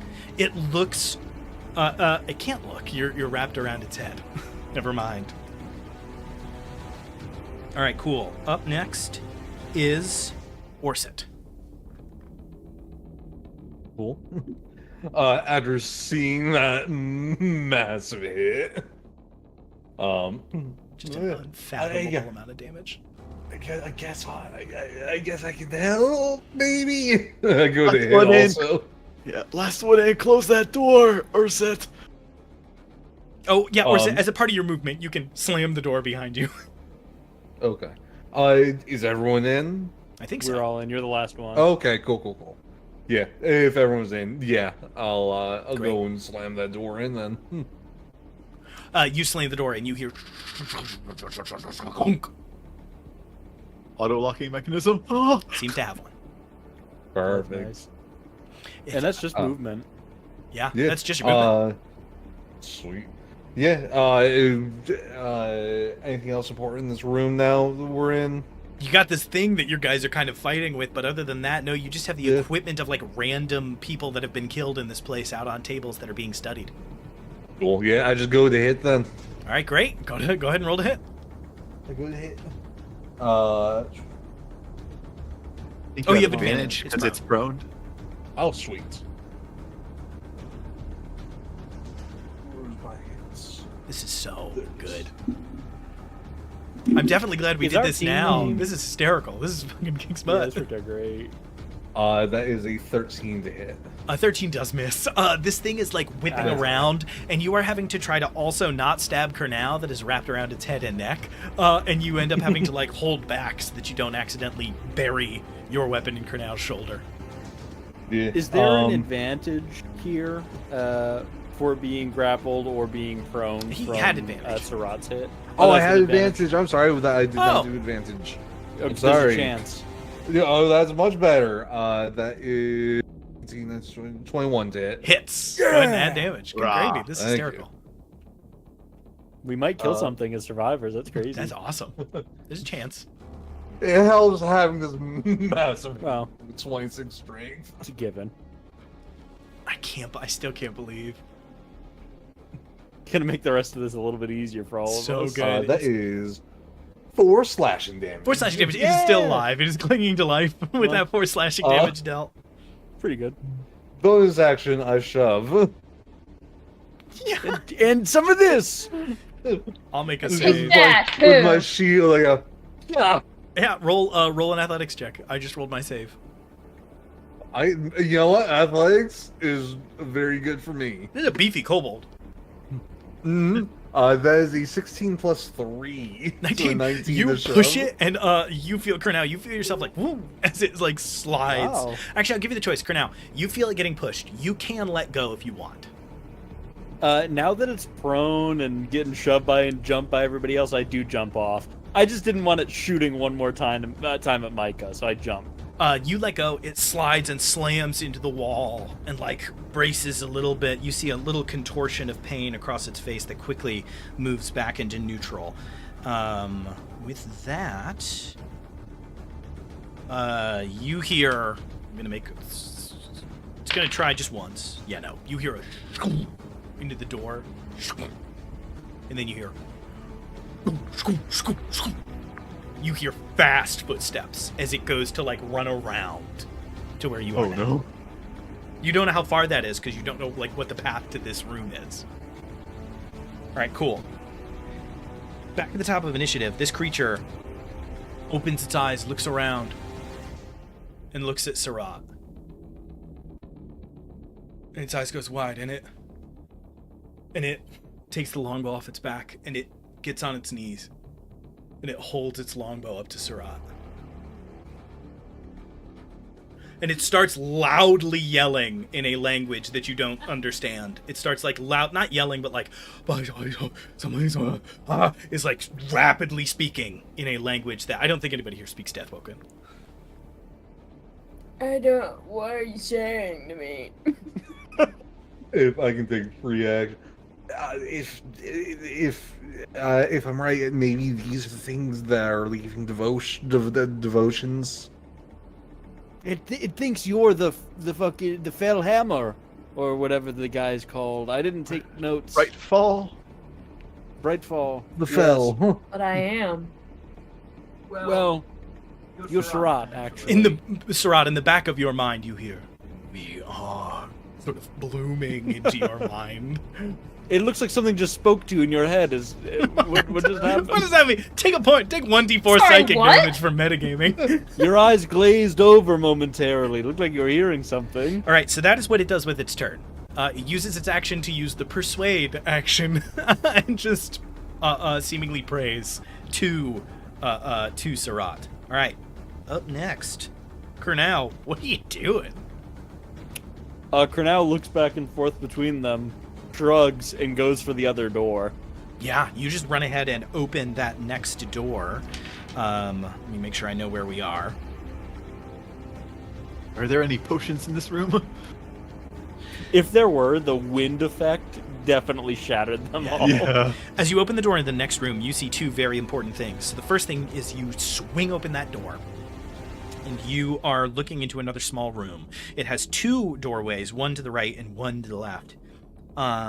Inside, you see that there are bodies, like, all across the floor in neat lines, and at one of the ends, you see one of those, like, thin kind of scribe-looking creatures from the other room is, like, very patiently unbuttoning the jacket of an agent of Edifice, and is, like, slowly unbuttoning the jacket, opening it on either side, and, like, checking the interior pockets and feeling for equipment on the inside.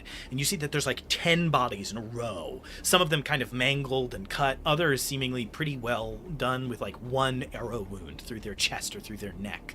This thing looks up, sees Sarat, and does in an almost exactly what Kernal did when we were first introduced to his character. It slowly lowers itself to the ground and touches its head to the floor in a very deep bow as Sarat enters.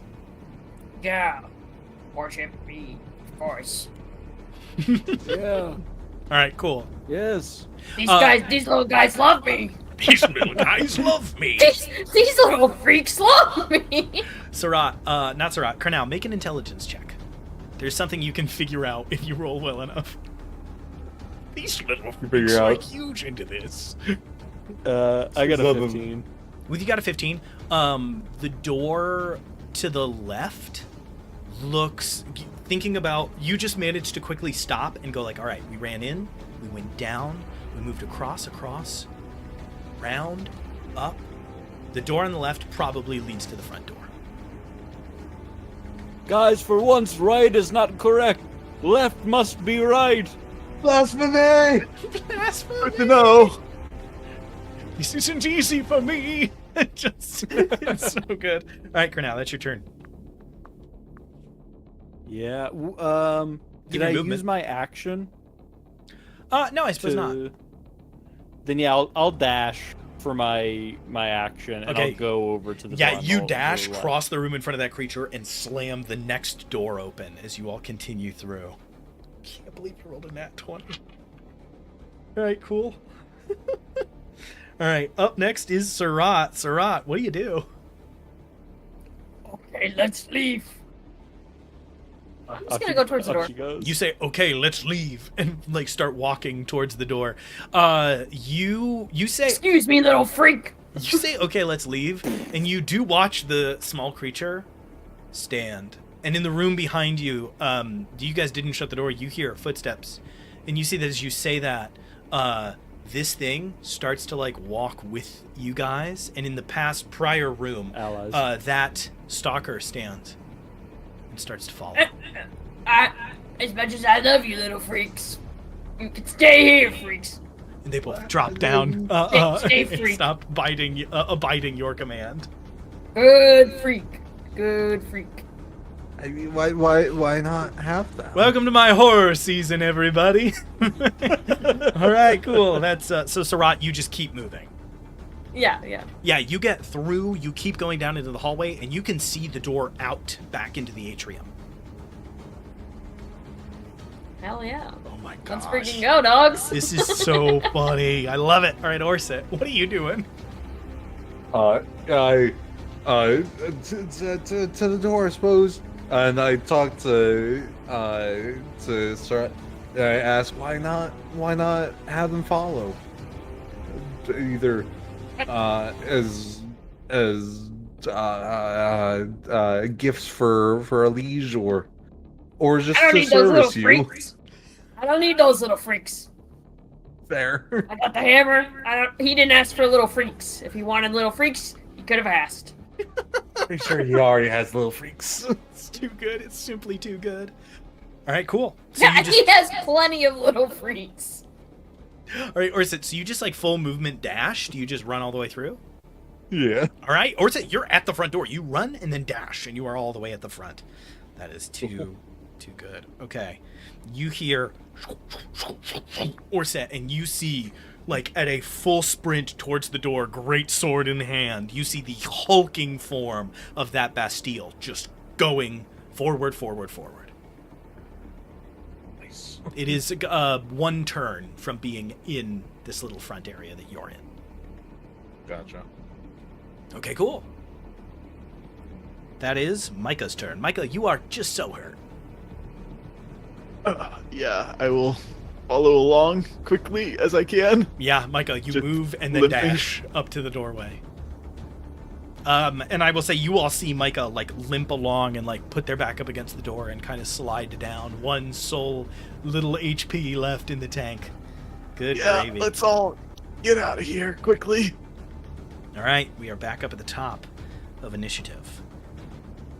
Right. Kurnow, what do you do? So I open the door and then I continue through. Yeah. The Bastille is coming for that entry area. Yeah, to like intercept you all.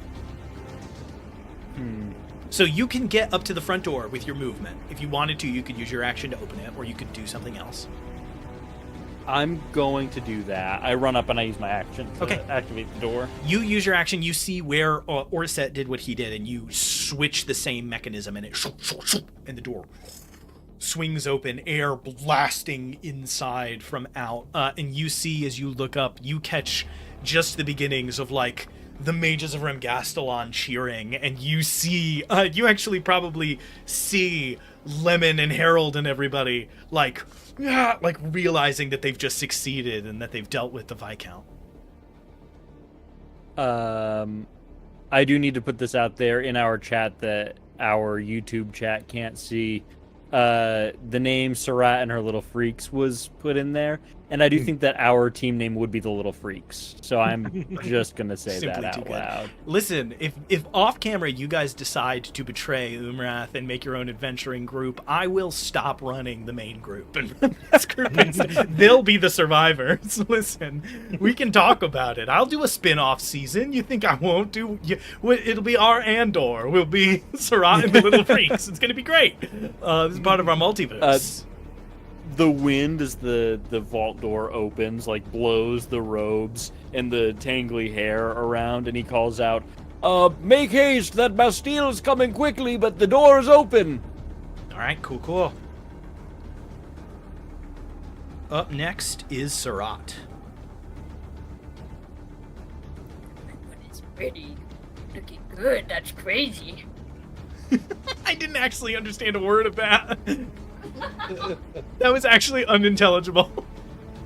Sarat's It gets neck, worse the Sarat's longer neck Sarat- is so muscled that they're having to like relearn how to talk. They're like trying to talk through the messages, and they're having like a really hard time.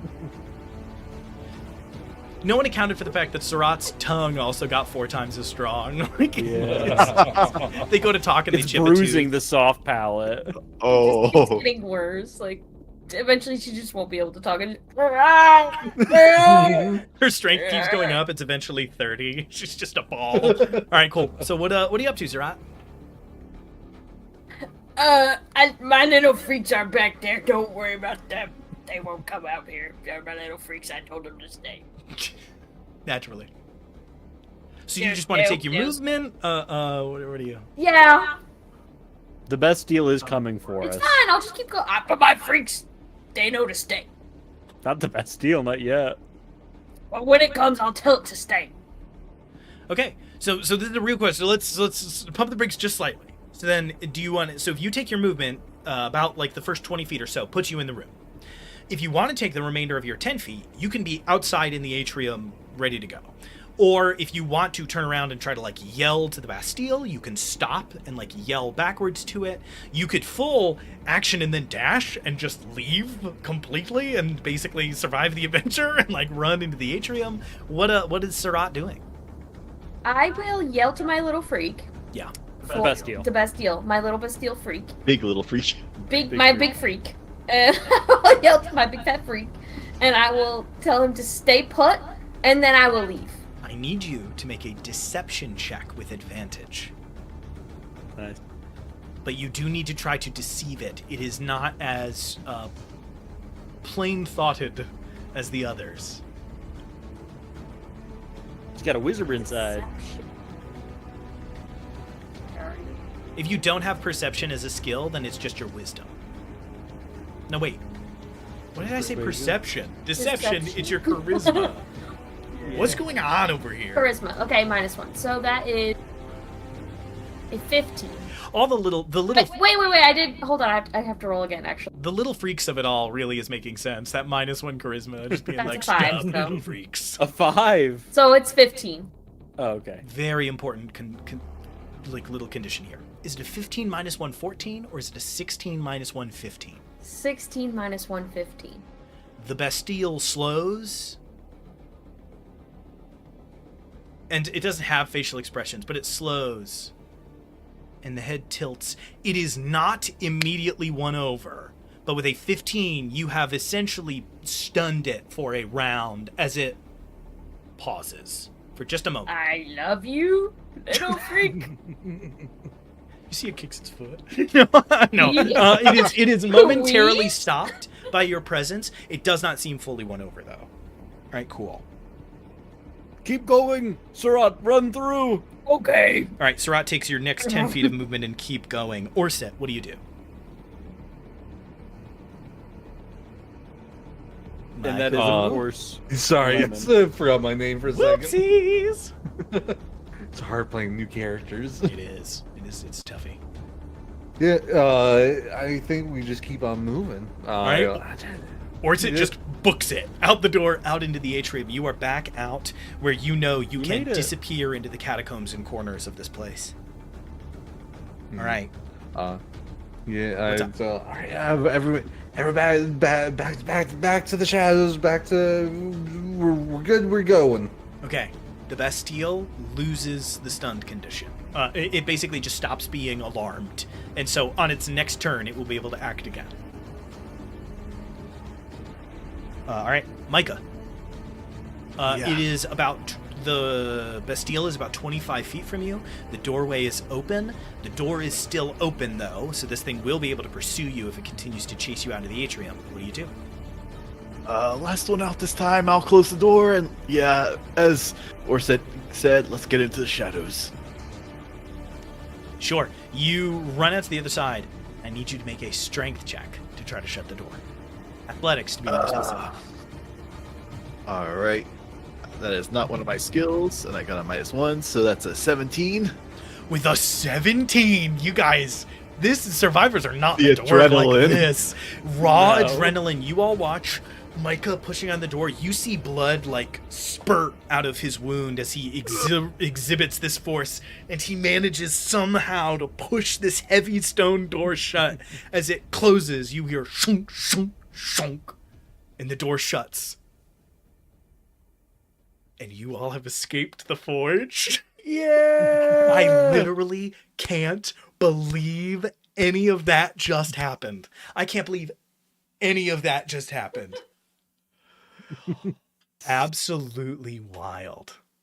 So Harold like- doesn't get his robes. Oh no! Oh, there were other Go back robes in, in go that back one in. row. An one arrow room, at flies least. from the distance. Oh! So, Cornell, your left arm hurts. Cornell has a heart attack and dies. The end. Your jaw hurts, Cornell. What's going on? I Harold closed the door. finds- I closed.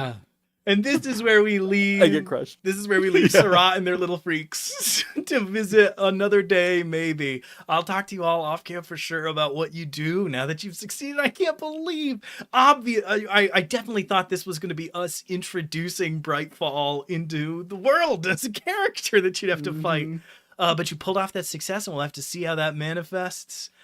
Wow. It's 9:50. I don't think we need 10 minutes of switching back over to the bottom line. So with that, I think we are going to sign off there. Up above, we see people cheering and like freaking out. You look up and you watch your gnomish companion. We see like your gnomish companion like switch a little crystal, and we see Veda, the steel hound, wakes up friendly now. There's like a very different vibe going on up there as you guys are, as our sort of two parties are working in stereo. Now, instead of having this hulking creature stalking them, they have an adversary, an ally, a rival faction. Who can say? But we have these other characters. This is going to completely change the rest of this adventure. I'm very curious to see how this all works out. You can catch 3 streams here at Foolhardy Press. I hope they're all as exciting as this one was. They all start at 7:30 p.m. We started a little bit late. We have technical issues and little, bits and bobs all the time. So just, keep an eye out. On Sundays, you can catch Game Masters, Masters of Games, where Spencer, Michael, and I play different games that we're either already mastered or trying to master. We've been playing a lot of things. We're back to Baldur's Gate right now. Who knows what we'll be playing next week? Might be Baldur's Gate, might be something else. On Mondays, you can catch the Party Makes Things Worse Song of the Reliquary. And if you ever needed proof that it is not scripted, watch today's episode. This is wild. We are delving into the Reliquary, this ancient tomb from before the modern history of our world, trying to find the secrets of the Vemeral and maybe save the world a little bit in the process, and things forge ahead. 2 of the weapons we now know have been found. One claimed, the other merely found. And of course, on Tuesdays, you can check out DM Writer's Room as Spencer, Michael, and I demystify the DMing process by coming up with monsters, magic items, and all kinds of things live. Oh no, the cameras just got messed up. Nicole is just half of her face. Let me do a little, no, you're good. I'll just fix it. There you go. Check us out on itch.io, where you can check out our 2 one-page RPGs. You can check out The Last Thanksgiving, A Turkey-Tinged Tale of Vengeance, and you can check out Resonance, a mech RPG for 4 to 6 players trying to learn to work together. And you can watch our stream of us playing it and immediately trying to grapple with the rules we wrote. Isn't that just the way it goes? Shout out tagging myself, looking at a monster stat block I wrote and going, it says he has an action just called Little Beans? What is that? What does that do? Also check us out on DriveThruRPG, where you can catch our first adventure, The Lich's Dollhouse, a level 1 introductory adventure to D&D, and some other stuff coming up in the not too distant future. Check us out on YouTube and TikTok, where you can catch the VODs for all of these fantastic shows and the videos that Spencer makes. And check us out on Instagram. Of course, give us a follow, and you can check the stuff that Spencer makes and the occasional update on what we are up to. 3,600 followers on Instagram now. We're working our way up. We're very getting there. exciting stuff. So please go check us out. Follow us in those places. Thank you all so much for watching. Peace out. Bye.